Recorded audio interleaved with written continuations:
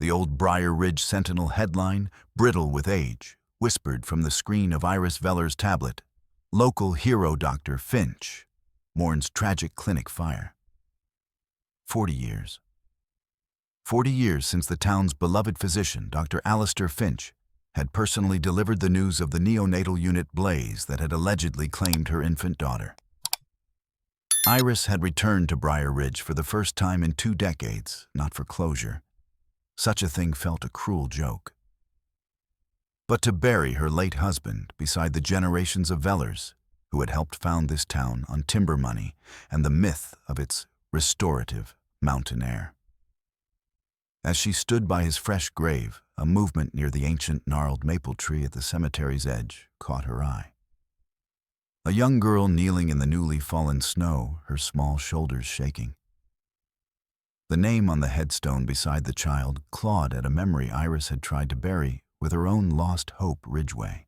It was then, through the biting wind, she heard the child's impossible whisper to the man beside her, "Mom is still alive." The words carried on the frigid air struck Iris with the force of a physical blow, a cold shard of her own unending sorrow, piercing through decades of carefully constructed composure.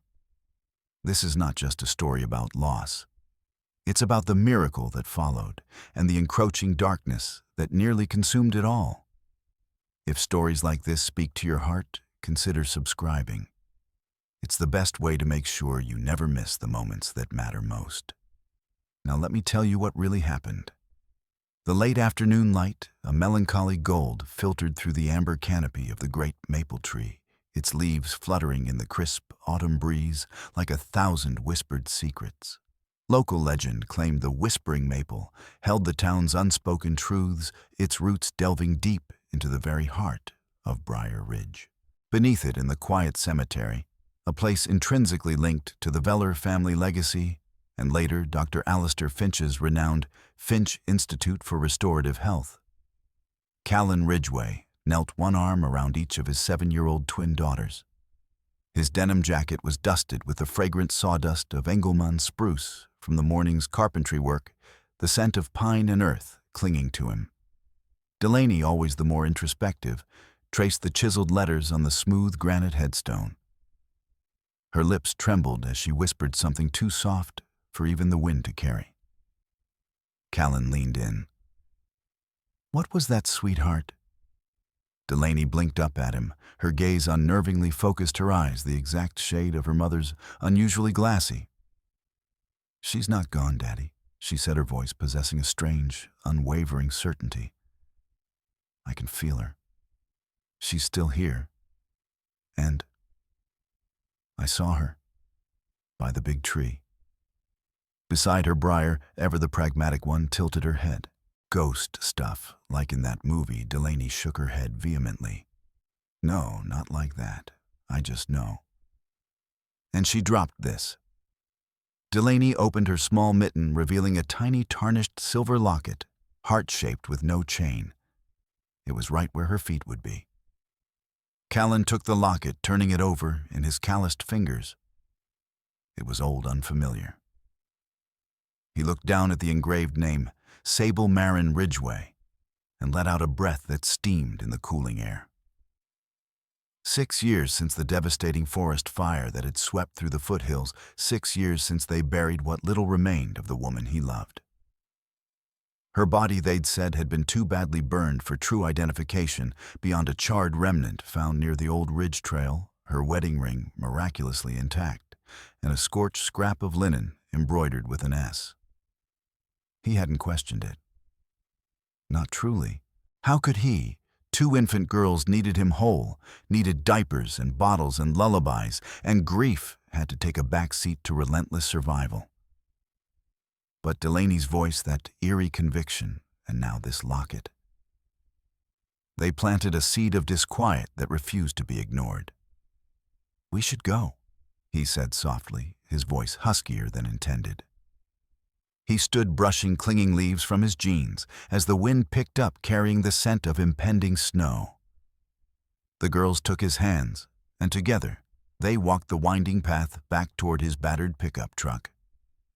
As they passed a lone figure seated on a weather-worn bench, Callan offered a polite nod. The woman, elegant even in her grief, wrapped in a long gray wool coat, her silver hair tied back in a low, severe twist, didn't acknowledge him verbally. Her eyes, though seemingly fixed on the distant mist-shrouded peaks, seemed to carry the weight of the town's collective sorrows. On Iris Veller, she hadn't been back to Briar Ridge in over 20 years, not since Dr. Finch himself had delivered the devastating news. Something about the woman's intense stillness, the almost predatory focus she now shifted to Delaney's small hand, clutching the locket, made Callan's internal alarms hum. A flicker of unease, sharp and sudden. But Delaney tugged his hand, eager for the warmth of the truck, and the moment, like a dislodged stone, sank beneath the surface.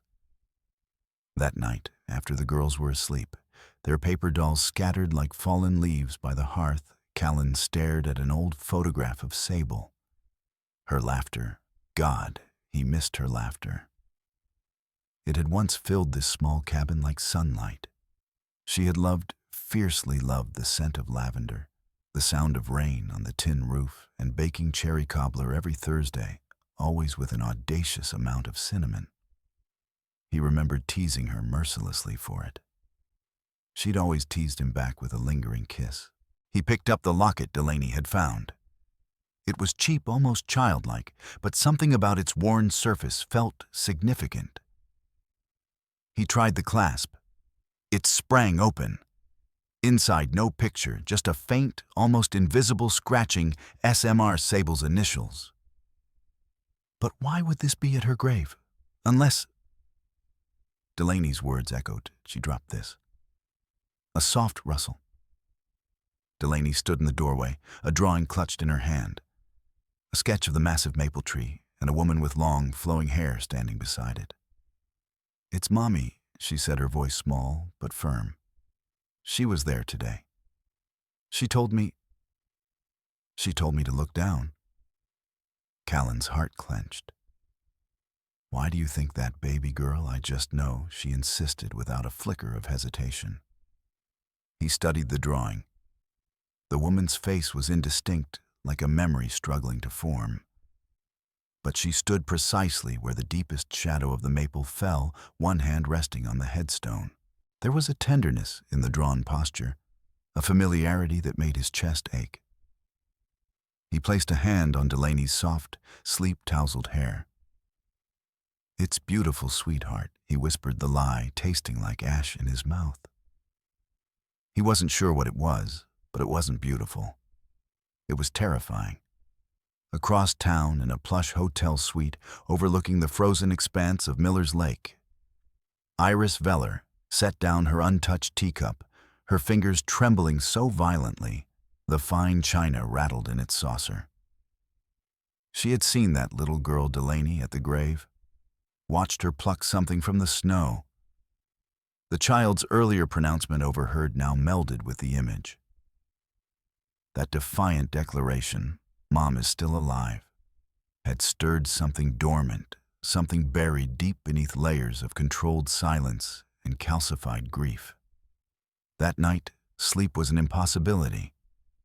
Instead, she opened a weathered leather-bound journal. Tucked inside its pages was a faded photograph of a baby girl swaddled in a blanket, marked with the faded emblem of the Ridgeway Clinic. Dr. Finch's original establishment, before he'd expanded, rebranded, and built his polished institute. The baby in the photo had been declared lost in that neonatal unit fire 40 years ago. Her name had never graced a headstone. But in Iris's heart, she had always been Sable. Not that Sable Iris corrected herself fiercely, the coincidence of the name, an almost unbearable cruelty. "My Sable." "I saw her eyes," Iris whispered to the photograph, her voice raspy. She meant Delaney. They were her mother's eyes. And that locket, I've seen one like it before. Long ago. The child's certainty was one thing, but the name Ridgeway connected to the old clinic, to Finch, to her loss. It was too much. A jagged pattern was beginning to emerge from the fog of the past. The following morning, a cold dawn, breaking over Briar Ridge, Callan found himself inexplicably drawn back. As he buckled Delaney into her car seat for school, his gaze drifted toward the distant cemetery. The maple tree, a sentinel cloaked in gold, shimmered under the nascent sun, and for the first time in 6 agonizing years, he allowed himself to truly wonder. What if the body in that grave wasn't Sable? The next day brought a quiet, persistent drizzle, a gray melancholy settling over the town. Iris Veller stood at the panoramic window of her hotel suite, watching the autumn fog cling to the brooding hillsides. Her intention had been a brief, painful visit, pay respects at her late husband's grave, walk the familiar ghost-ridden streets of her youth, then disappear back into the self-imposed exile of her life. But the girl at the grave? Delaney. She couldn't shake the child's conviction or the uncanny resemblance to the woman Callan mourned. She retrieved the manila envelope she always traveled with the photo of her baby, Sable, the ambiguous neonatal fire report, riddled with inconsistencies, and a yellowing clandestine note from a young nurse who had once defied Dr. Finch's strict orders to offer Iris a moment of genuine, unsanctioned comfort. The note ended with a chilling sentence Iris had read 1,000 times. One infant was unaccounted for. A girl. Records state lost in chaos. But I saw Dr. Finch with a car seat, not a grieving father, moments before the alarm. That little girl's face at the cemetery, Delaney's unwavering eyes. She had to know. For her own sanity, she had to pursue this phantom. Across town, Callan attempted to lose himself in the familiar rhythm of sanding a pine cabinet, the wood grain, a landscape under his hands. But Delaney's words gnawed at him, relentless as a hungry wolf. She was there today. How did a 7-year-old so vividly describe the scent of her mother's rarely used freesia shampoo, a detail even he'd nearly forgotten?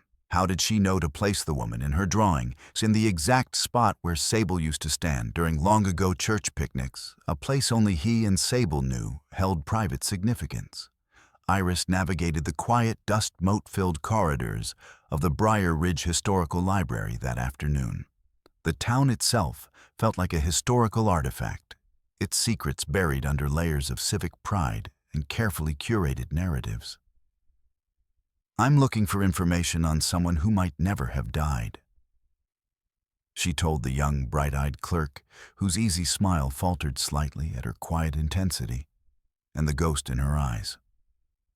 3 painstaking hours later, sifting through microfilmed archives of the Briar Ridge Sentinel, she found a list of missing persons from the week of the forest fire, 6 years prior.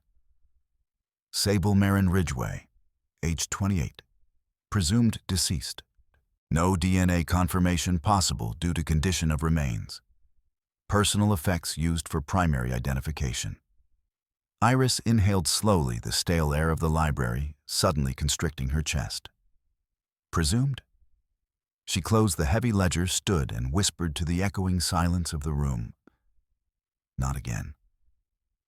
Not this time. This won't be another 40 years of not knowing. She slid into the plush leather seat of her gray Buick, and with a new steely resolve, drove toward the cemetery. Kneeling by the granite stone, the damp earth seeping into her expensive trousers, she held the faded photo of her lost baby beside the carved name. "If it's really you, Sable Marin Ridgway," she murmured, her voice thick with unshed tears and a nascent, dangerous hope, the one I didn't lose to Finch's fire, "then somehow you'll know I'm here for reasons that go far beyond this cold stone." When she returned to her car, heart pounding a frantic rhythm against her ribs, she noticed something tucked beneath her windshield wiper. A child's drawing rendered in bright, determined crayon. The same ancient maple tree from the cemetery, a woman in a long gray coat remarkably like her own, and beside her, a little girl with startlingly yellow hair holding her hand. Delaney. And at the bottom, a single shakily printed word, "Help." Iris stared, her breath catching in her throat. The world tilted. "I'm listening, little one," she whispered, a tremor running through her. I'm listening now. Back at the Ridgway home, Callan tucked his daughters into their shared bed. Delaney snuggled against her sister, asked her voice laced with a child's pure faith, "Can we visit the cemetery again next Sunday, Daddy? She might come again. She needs us." Callan knelt beside her, smoothing her hair. "You really think Mommy is watching you, sweet pea?" Delaney nodded, her eyes luminous in the dim light. "Not just watching Daddy. Waiting. She's waiting for us to find her." He didn't believe in ghosts, had always been a man of logic and tangible things. But his daughter's unshakable certainty, coupled with the locket and that drawing, it made him question everything he thought he knew. At that very moment, Iris Veller, back in her sterile hotel suite, opened her notebook again. She began to write, her pen flying across the page, connecting disparate threads. Sable Marin Ridgway. Missing. Old addresses, hospitals, clinics, and the name that tied it all together, a black hole consuming all light, Dr. Alistair Finch. A profound, bone-deep chill ran down her spine. She had lived her life shrouded in silence, a fortress built against further pain. But now, for the first time in decades, she had a reason to speak, to shout, to tear down the walls. Later that night, as a violent storm, unseasonal and fierce, swept through Briar Ridge, rattling windows and tearing at the ancient trees, Iris received an unsettling anonymous phone call. An old family acquaintance, a man still deeply embedded in the town's influential circles, a man she knew was a bridge partner of the now-retired Dr. Finch. "Iris, dear," the voice smooth as oiled silk had purred. "I hear you're poking around in old matters. Some things, like the tragic Finch Clinic fire and other more recent unfortunate events, are best left to rest. For everyone's peace of mind, especially those who have already suffered so much." The implied warning was as clear and cold as the November wind howling outside. Her hand tightened on the receiver. They knew she was looking, and they were trying to scare her off. 3 days later, adrenaline and coffee her only fuel. Iris was in the Briar Ridge County Courthouse Records Office, a place that smelled of old paper and forgotten lives. Forest Fire Week of May 14th, 6 years ago. Sable Marin Ridgway. Presumed deceased. No DNA match obtainable due to thermal degradation of remains. Personal items recovered: 1 14K gold wedding ring engraved C2S. Fabric scrap of linen, partial embroidery. Iris frowned. In her purse she carried a lavender sachet, Sable Marin Ridgway. Callan's wife, the object of her escalating, terrifying hope, had stitched as a teenager a gift to her own mother that Callan had given Iris earlier that morning, his face a mask of conflicted emotions after Iris had shared the nurse's note about Finch and the car seat. The girl had embroidered her initials in a distinctive reversed style SM. Iris opened her purse with shaking hands. The embroidered SM was still clearly visible on the sachet, backward an S overlying a smaller M. Just like the description in the coroner's file if one misinterpreted the dominant, larger initial. They didn't even check it properly. She seethed under her breath, a cold fury building. Whoever identified the body hadn't known Sable well enough, or perhaps hadn't wanted to. Her breath hitched. What if that wasn't her? What if it was someone else entirely? Callan, meanwhile, found himself staring at a flannel shirt Sable had mended for him years ago. Every tiny stitch was perfect, almost invisible, except for one single loop in the cuff, always inexplicably slightly crooked, her unique, unconscious signature. Why now, after all this time, were these minutiae, these ghosts of touch and habit, surfacing with such painful clarity? He looked at Delaney's latest drawing. The woman's face was clearer now, almost recognizable, hauntingly familiar. A knot of dread and desperate hope tightened in his stomach. Iris left the courthouse, her mind reeling. She drove almost on autopilot to the small, slightly dilapidated cabin where Sable and Callan had lived, nestled at the edge of the woods. It was undeniably alive. A child's brightly colored bicycle lay haphazardly in the yard. A line of small clothes swayed gently in the breeze. Callan stepped out onto the porch, his gaze sweeping the area, and his eyes shadowed with exhaustion and something else. A dawning, wary attentiveness met hers across the distance. Iris studied him. Strong weathered his grief etched into the lines around his eyes, yet he didn't look defeated. He looked like a man who had endured the unendurable and was somehow still standing. When he glanced toward her car again, his posture shifted, becoming more guarded, protective. She pulled away, not wanting to alarm him further, but a connection had been forged, unspoken, but undeniable. That evening, after recounting to the girls for the 100th time the story of how he met their mother, a story now fraught with new agonizing questions, Callan found himself by the fireplace, clutching their wedding photograph. "Sable," he whispered to the smiling image, "where are you?" That same night, the lavender sachet clutched in her hand like a talisman Iris, with the help of a discreet PI called a retired detective in Denver, renowned for solving complex cold case arson investigations. "I need a favor, Jack. Strictly off the record." She laid out everything: the neonatal fire, the inconsistencies, Finch's presence with a car seat. Then the forest fire, the misidentification, the reversed initials, the threatening phone call. "You understand what you're stepping into, Iris?" the detective Jack Rourke asked gravely after a long silence. "Finch is a pillar in that community. Untouchable, some say." "No," she admitted, her voice low but steady. "I don't fully grasp the extent of it. But I know I have to try.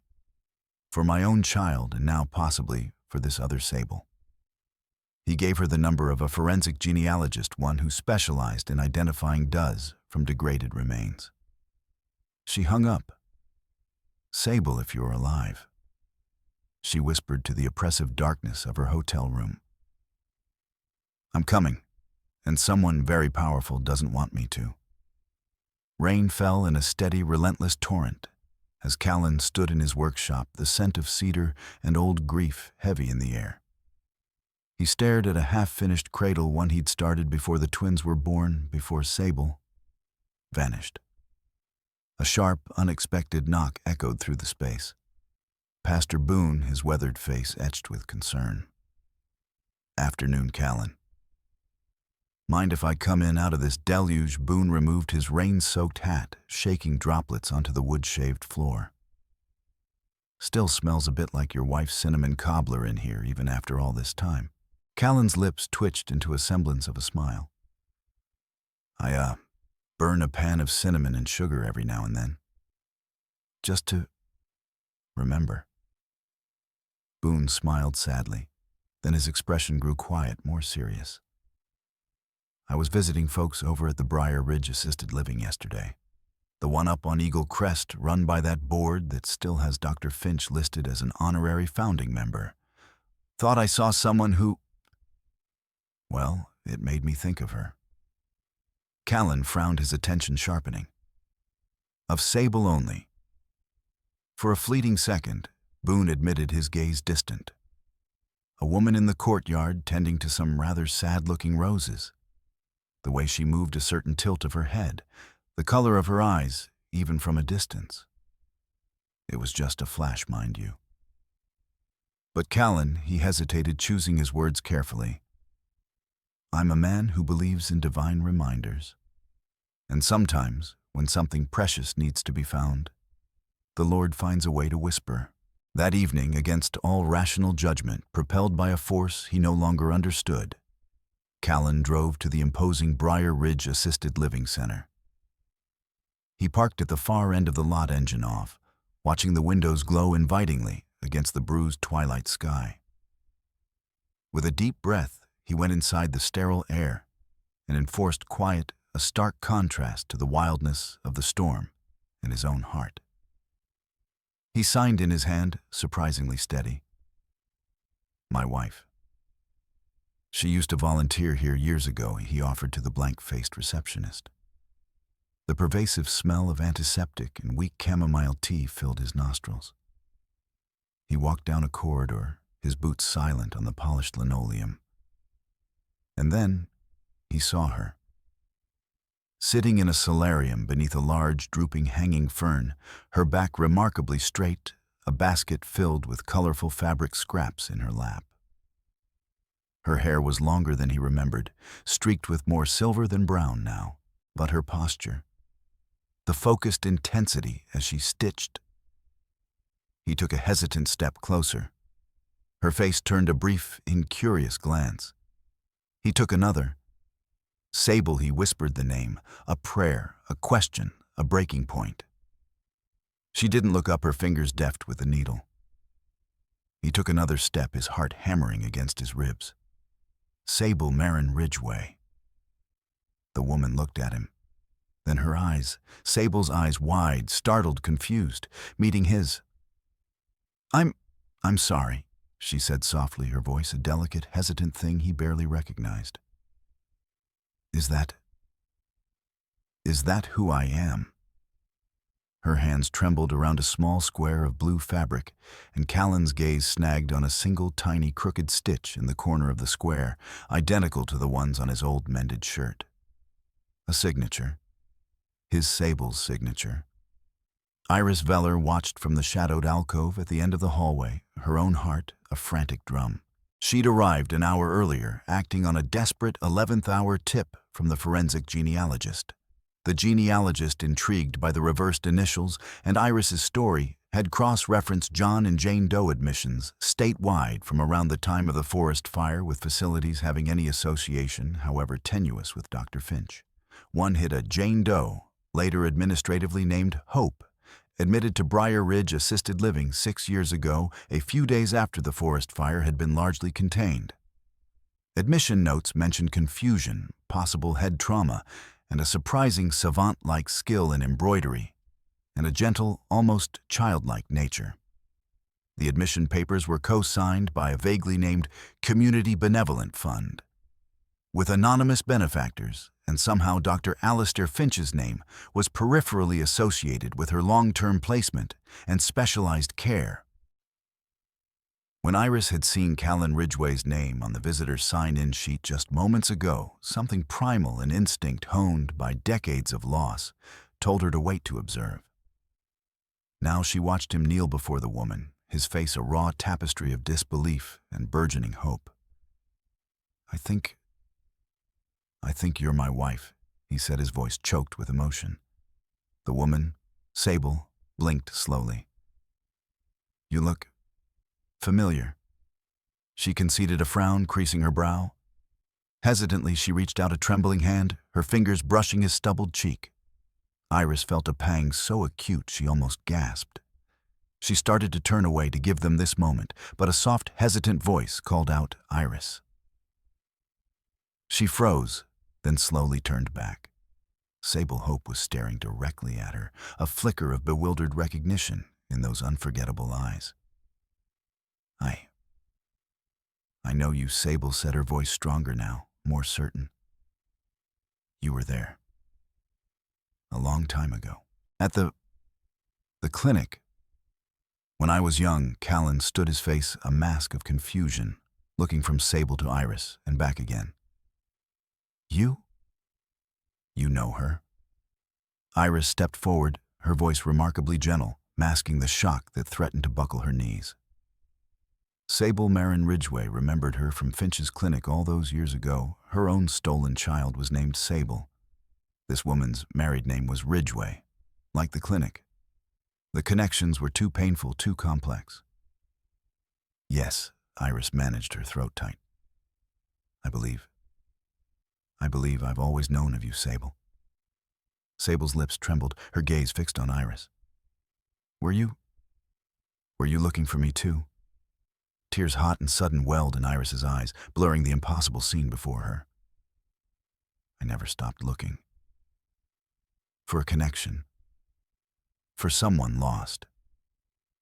That night, as the storm finally rolled out, Leaving a sky washed clean and glittering with stars, Callan sat beside Sable in the small, sterile room at the assisted living facility. She was still disoriented, her memories fragmented like shattered glass. But she remembered with sudden, startling clarity how he took his coffee black 2 sugars, the melody of a lullaby he used to hum to the twins. "I never meant to leave you," she said quietly, her hand finding his. "I just got lost." There was smoke, a different smoke before the big fire, and a man's voice shouting so angry. She shivered violently, her eyes wide with a nameless fear. "It's okay. We'll figure it out. We'll bring you home." Callan said, his voice thick with promises he prayed he could keep. In the corner of the room by the window, Iris watched them, her own emotions in turmoil. Her mind raced, piecing together the jagged edges of a horrifying puzzle.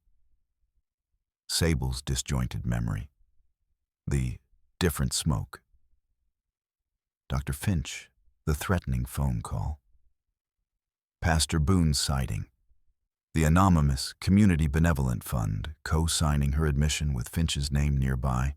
The next day, after a tense meeting with the facility administrators, where Iris, leveraging her Veller name and implying legal action, secured Sable's conditional release into Callan's care, Sable sat quietly, almost catatonically, in Callan's truck as they drove the familiar route to the old Ridgeway house. She hesitated at the threshold, her eyes scanning the worn porch as if seeing a ghost. Inside, the girls waited Briar, bouncing with nervous energy. Delaney standing still as a statue, her gaze fixed on the woman who was and wasn't her mother. Delaney rose slowly, her eyes wide. "You look like my dream. The lady by the tree." Sable's voice was barely audible, a fragile whisper. "I've missed you both. So much. Even when I didn't know your names." Briar, unable to contain herself, ran to her, flinging her arms around Sable's waist. Then Delaney more slowly followed, tears streaming down her face. Sable sank to her knees, her arms enfolding them, a broken sob escaping her lips. Later, as Sable moved hesitantly through the small house, her hand trailed over dusty surfaces, her eyes lingering on familiar objects. "There used to be a mirror here," she said, her voice distant, staring at a blank space above the stone mantel. Callan knotted his throat tight. "Took it down. After you were gone." He retrieved a weathered wooden box from the attic. Sable's treasures. Her journals filled with elegant, spidery handwriting postcards from a trip they'd taken before the girls were born, her mother's wedding locket. She picked it up, turning it over and over in her fingers. Do I get to remember all this?" she asked, her voice laced with a desperate hope. "The memories will come when they're ready," Sable Callan said, his hand covering hers. "And even if they don't, all of them will make new ones. Thousands of them." She looked at him, her eyes searching his. Why did you wait for me? Why didn't you move on?" "Because," he said, his voice rough with emotion, "even if you weren't ever coming back, I needed to be the kind of man, the kind of father you'd be proud of." That night, Sable couldn't settle. The house felt both familiar and alien.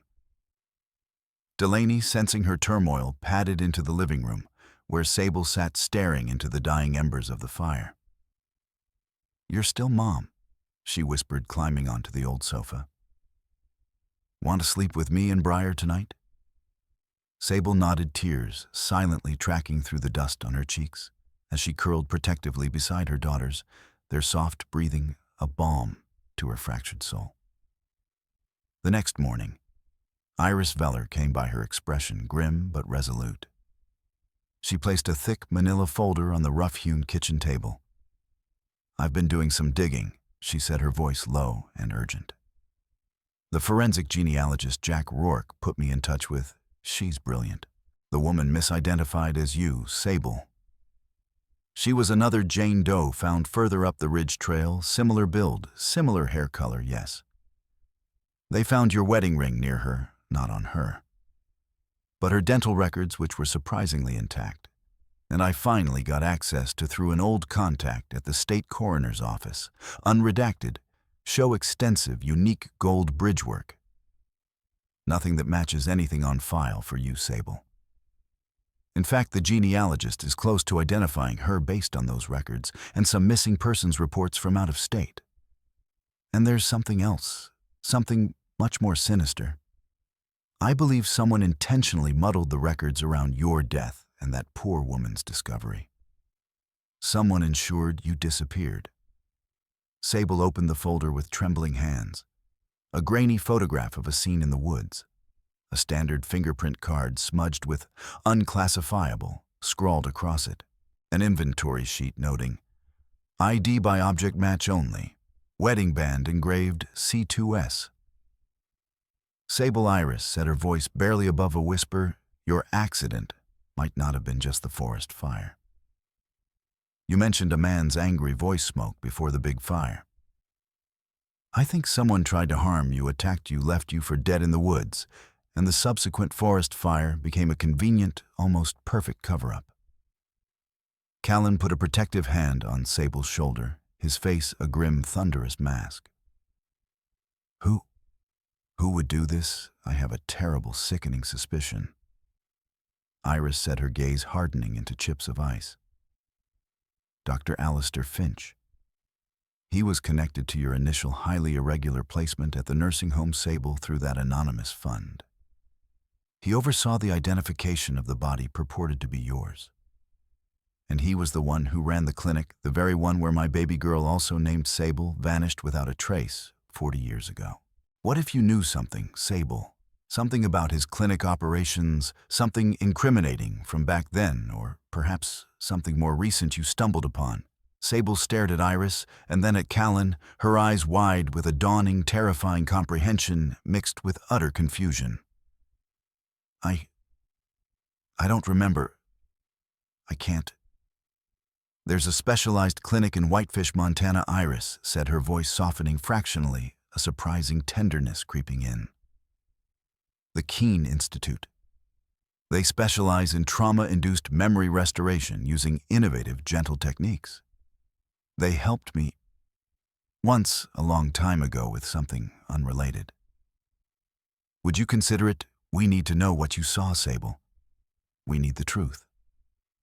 Sable looked at Callan, her silent plea tearing at his heart. Would you come with me wherever you need to go, Sable? Always. Suddenly, the distinct crunch of expensive tires on the gravel driveway shattered the fragile moment. A sleek, dark sedan, out of place in their rustic setting, pulled to a stop. An older, distinguished man emerged, Dr. Alistair Finch, his public smile benevolent, almost beatific. But his eyes, when they flicked toward Sable, were like chips of glacial ice. Callan, my boy, Finch, said, his voice smooth as velvet, radiating a deceptive warmth. And Iris, what an unexpected surprise. I heard through the grapevine that dear Sable was found. Wonderful, truly wonderful news. I came immediately to see if I could offer any assistance.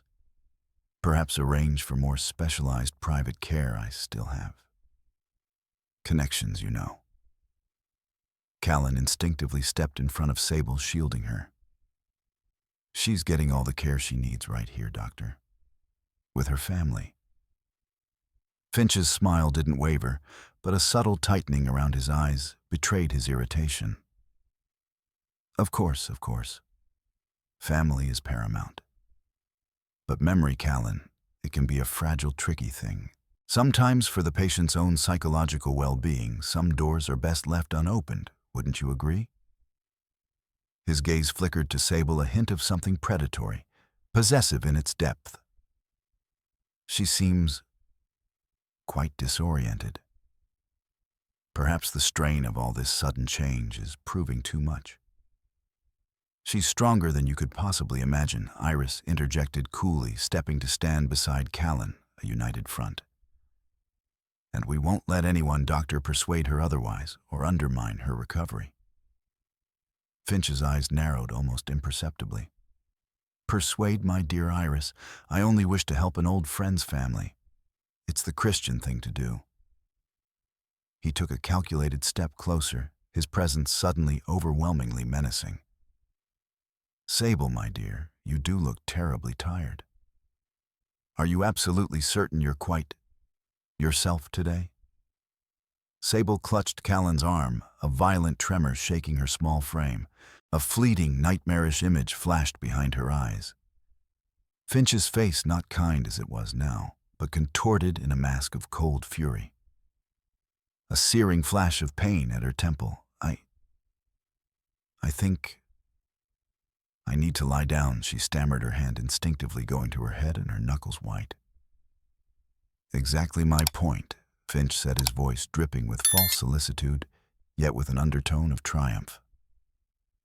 "Let me call my colleagues at the Hollowell Institute. It's a private facility renowned for its discretion, very quiet, very secure. They can provide the specialized environment she clearly requires." No, Callan's voice was a low, dangerous growl reverberating with barely suppressed violence. "She's not going anywhere with you, Finch. Not now, not ever." The air crackled with unspoken animosity. Finch, seeing his gambit failing, let the pretense of concern drop like a discarded mask. His face hardened, the benevolence vanishing to reveal the ruthless man beneath. "You're making a grave mistake, Callan. Both of you." His voice was low, chilling. "Some memories are dangerous. They can destroy lives, reputations, for everyone concerned." He turned to leave, then paused at his car door, his gaze sweeping over the small, vulnerable cabin. Briar Ridge is a very small town. Reputations carefully built over generations are so easily damaged. Think about your children, Callan. He slid into his car and drove off, leaving a palpable miasma of fear and menace hanging in the crisp autumn air. That afternoon, while the girls were napping, Callan found Sable staring out the window, her face pale. He came to the assisted living facility once she whispered, her voice thin. "Just before you did. He told me I was confused, that my name was Hope, and that I was safe as long as I stayed quiet and didn't try to remember." Iris, who had been quietly observing, spoke. "We need to go to Montana, Sable. Now. Before he tries something else." Within hours, their truck was packed. The road to Montana felt different, shadowed by Finch's veiled threat, a palpable sense of pursuit nipping at their heels. At the Keene Institute, a serene facility nestled in the Rockies, Dr. Marina Keene, a woman with kind eyes and a formidable reputation, listened intently to their story, her expression growing increasingly grave when Iris's suspicions and Sable's fragmented recollections about Finch were mentioned. "We will proceed with utmost care and absolute discretion," she assured them. "Your safety, Sable, is our paramount concern." Over 3 intensive, emotionally draining days, Sable underwent gentle, guided memory recall sessions. Dr. Keene used sensory cues, music scents, textures. The scent of freshly baked apples piped into the therapy room brought the first breakthrough cobbler, cherry, with far too much cinnamon. He always complained, and lavender. There was always lavender in Dr.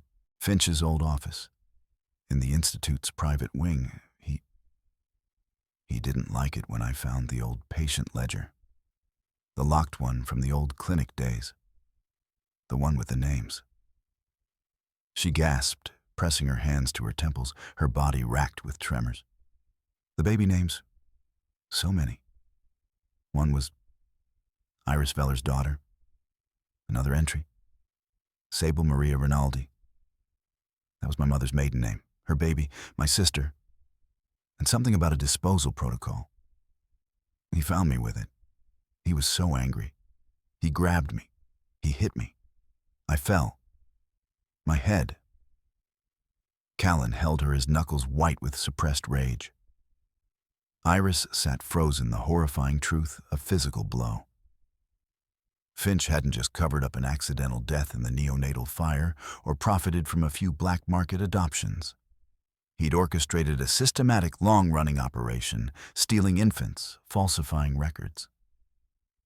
Her Sable had likely been sold. And Sable Ridgway, as a young Candy Striper volunteer, perhaps even before, must have stumbled upon evidence of this horrific enterprise, something that connected to her own lost infant sister and her mother's subsequent mysterious accidental death. Finch's brutal assault had caused her amnesia, and the coincidental forest fire became his golden opportunity to ensure she'd never, ever talk. The Jane Doe on the Ridge Trail had been another loose end, another life extinguished to protect his dark empire.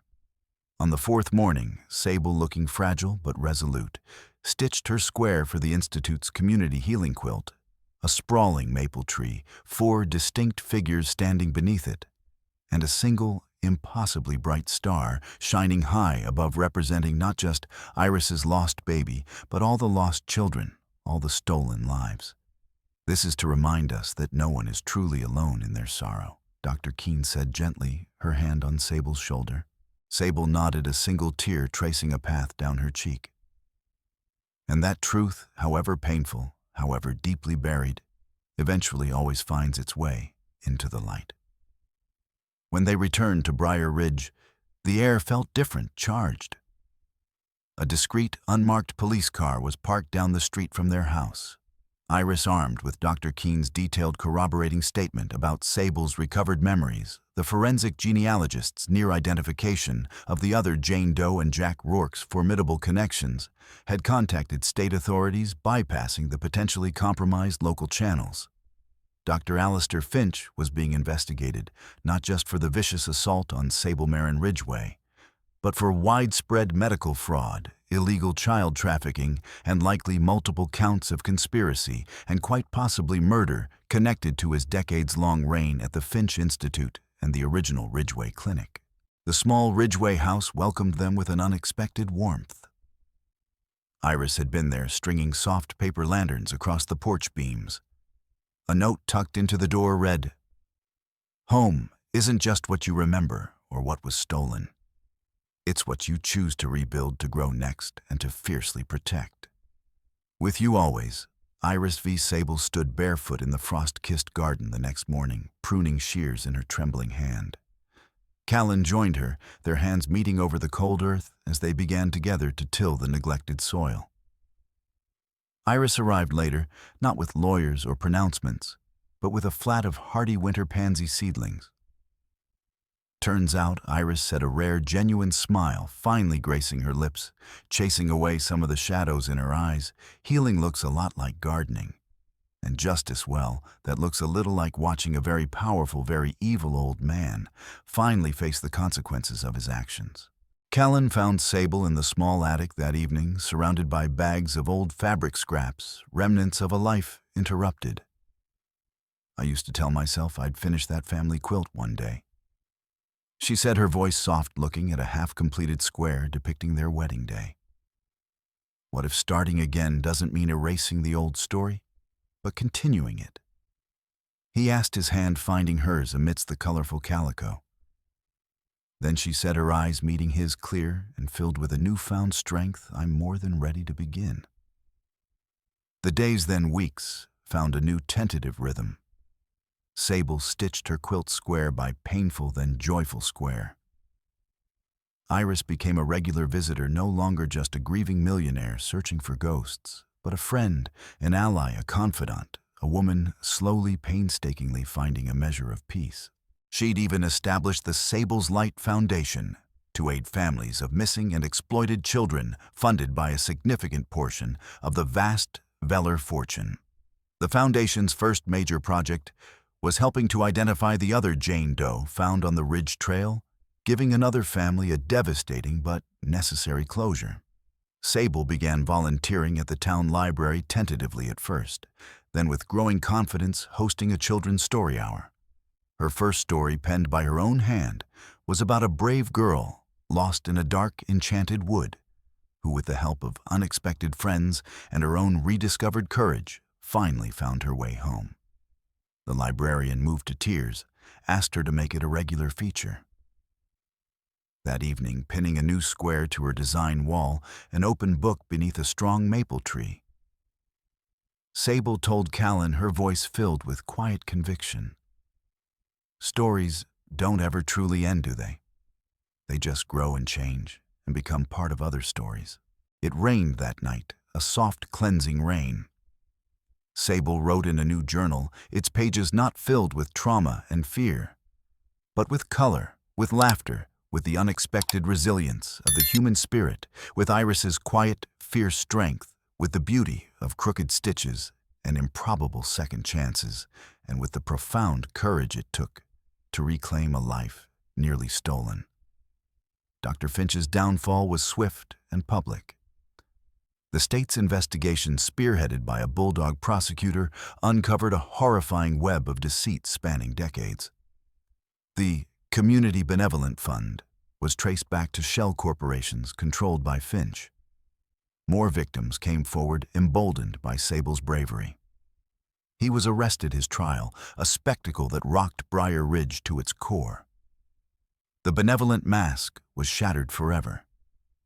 He was found guilty on numerous charges: assault, kidnapping related to Sable's confinement, widespread fraud, and accessory to multiple child trafficking felonies.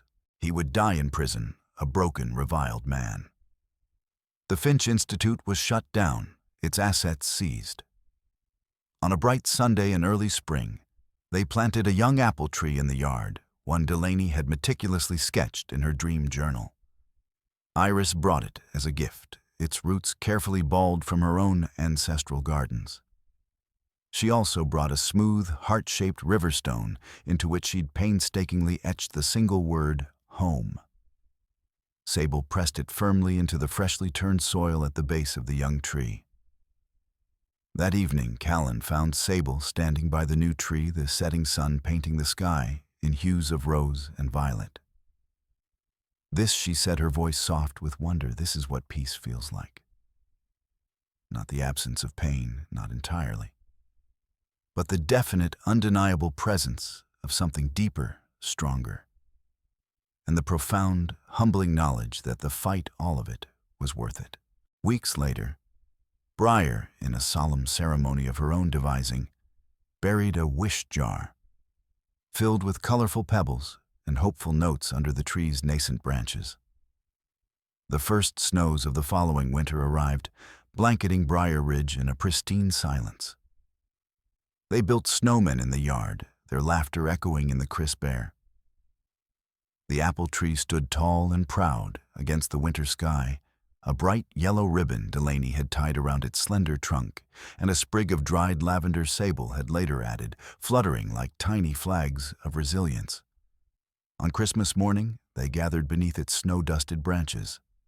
Sable, her eyes shining, tucked a small, folded letter into a notch in the heart-shaped stone.